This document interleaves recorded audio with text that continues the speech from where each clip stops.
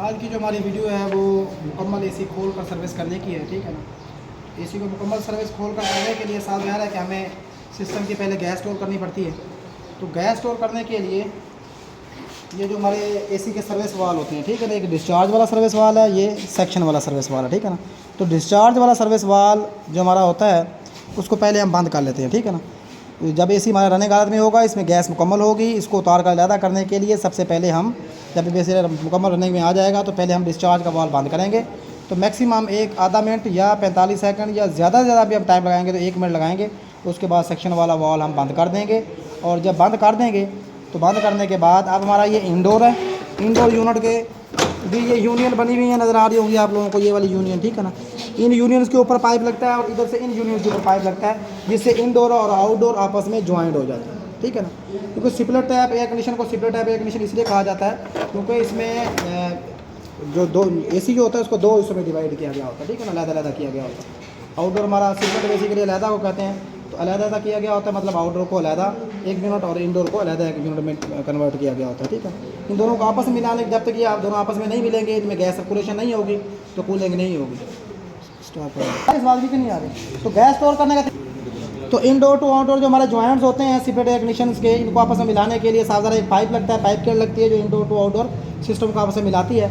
तो ये RC joint होते हैं, इनके फ्लेयर नट हम खोल लेते हैं, ये एंटी क्लॉकवाइज खुलते हैं और क्लॉकवाइज टाइट होते हैं। तो क्लॉकवाइज ये पहले के टाइट हुए होते हैं, जब सिस्टम को हमने अलहदा करना था, अलहदा करने के लिए सबसे पहले हम गैस स्टोर करेंगे, उसके बाद हम इसके ये फ्लेयर नट जो है एंटी क्लॉकवाइज खोल लेंगे। आउटडोर से पहले दोनों फ्लेयर नट खोल लेंगे, फिर इंडोर से भी जो हमारी यूनियन है इंडोर के ऊपर, ये वाली यूनियंस जो है इनके ऊपर दो फ्लेयर नट टाइट हुए होते हैं, उनको भी एंटी क्लॉकवाइज हम खोल लेंगे।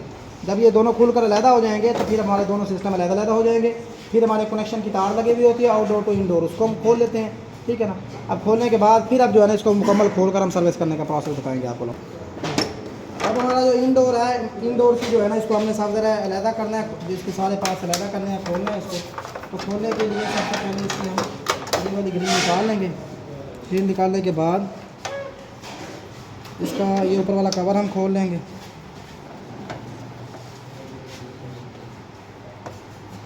तो ये हमारा वैसे बेसिकली 1 टन का एयर कंडीशन है, तो 1 टन के एयर कंडीशन के स्क्रू जो होते हैं ना तकरीबन 2 ही होते हैं ज़्यादातर, और ये फ्रंट वाला ये जो नीचे वाला कवर होता है इसमें तकरीबन 1 ही स्क्रू होता है, ठीक है ना।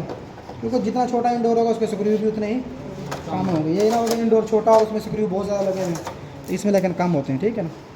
तो इस तरह से हम ये सेंसर इसका यहाँ पर लगा हुआ था, तो इसको हम यहाँ से अलहदा करेंगे। तो जो चीज़ हमने जैसे उतारनी होती है वैसे ही दोबारा हमने लगानी भी होती है साथ ज़्यादा।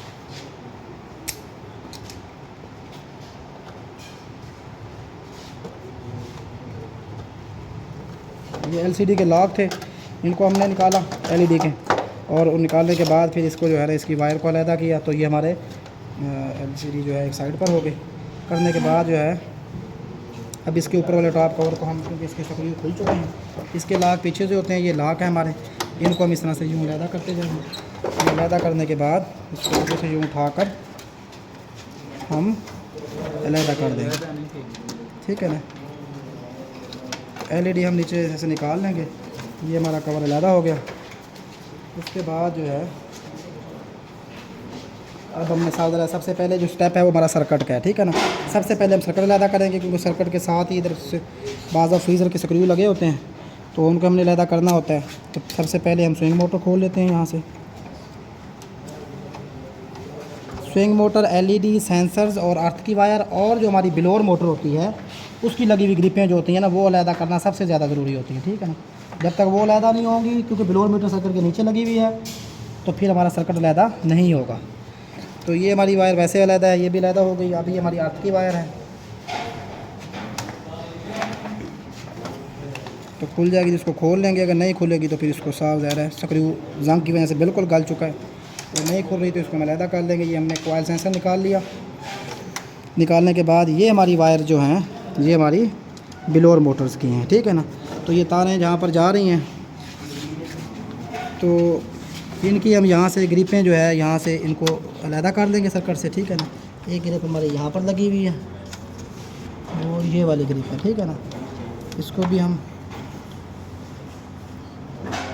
हम यहाँ से इस ग्रिप को भी निकाल लेंगे सर्किट की। ये 2 ग्रिपें जो हमारी अलहदा हुई हैं ये दोनों बिलोर मोटर की हैं, ठीक है ना। इनको अलहदा करने के बाद ये बिलोर मोटर हमारी अलहदा हो गई। अर्थ वायर वैसे ही हमारा वो जंग हो चुका, स्क्रू नहीं खुल रहा था। तो अब हमने जो है साथ ज़रा सेंसर भी दोनों अलहदा कर दिए हैं। अब हम सर्किट को सर्किट सिस्टम से अलहदा कर सकते हैं। तकरीबन हमारी तमाम चीज़ें जो है वो अलहदा हो चुकी हैं। अब ये हमारा सर्किट अलहदा हो गया। अलहदा होने के बाद ये हमारी ब्लोअर मोटर है। उसके बाद अगला जो हमारा स्टेप होता है वो फ्रीज़र का होता है। फ्रीज़र पहले खुलेगा, तो फ्रीज़र खुलने के बाद उसके नीचे जो है ना ब्लोअर है, ठीक है ना। तो फ्रीज़र खोलने के लिए फ्रीज़र के जो हमारे स्क्रू लगे हुए हैं उनको हम पहले खोल लेंगे, क्योंकि ये देखें ना ये स्क्रू जो मैं खोल रहा हूँ, इसको खोलने के लिए पहले सर्किट का खुलना ज़रूरी था, इसलिए पहले हमने सर्किट को खोला। खोलने के बाद ये वाला स्क्रू हम खोल लेंगे, ठीक है ना। ये कि ये नीचे स्क्रू लगा हुआ, इसको भी हम खोल लेंगे।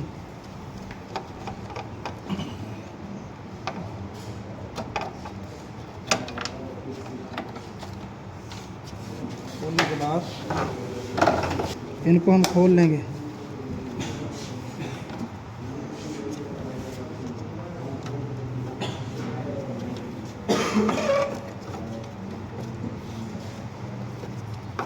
ठीक है ना। तो ये वाला एक ही स्क्रू था इस तरफ, उस तरफ फ्रीज़र के 2 स्क्रू थे। इनको जब हमने खोल के अलहदा किया तो ये फ्रीज़र हमारा आसानी से देखें ना, इसी से बेसमेंट हमारा कवर होता है, ये वाला बेसमेंट कवर। बेसमेंट कवर से हमारा फ्रीज़र जो है अलहदा हो गया। अब हमारा अगला जो स्टेप है वो ब्लोअर मोटर का।